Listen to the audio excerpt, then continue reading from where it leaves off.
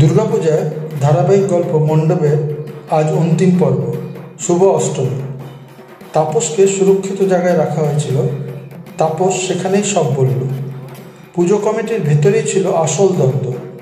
পুরনো সেক্রেটারি নতুন সেক্রেটারিকে কিছুতেই মেনে নিতে পারছিল না, তাই পুজো বানচাল করার জন্য ফোন দিয়ে এঁটেছিল।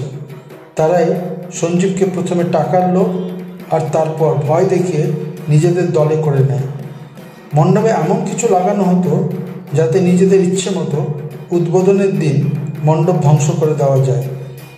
তাপস সে কথা কোনোভাবে জানতে পারে। সেই সঞ্জীবকে নিজের আয়ত্তে এনে গুম করে দেয়। ব্যাপারটা এত গোপন ছিল যে আমাকেও জানানো হয় না।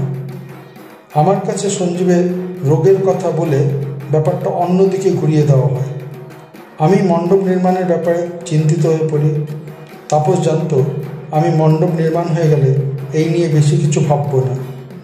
তাই যখন সবাই জানে সঞ্জীব অসুস্থ, সাউথে গেছে চিকিৎসা করার জন্য, তখন সবার অলক্ষ্যে সঞ্জীবকে এনে কাজটা করিয়ে নেওয়া হয়। কিন্তু শেষের দিকে সব জানাজানি হতেই রহস্যময়ভাবে আবার সঞ্জীবকে গুম করে দেওয়া হয়।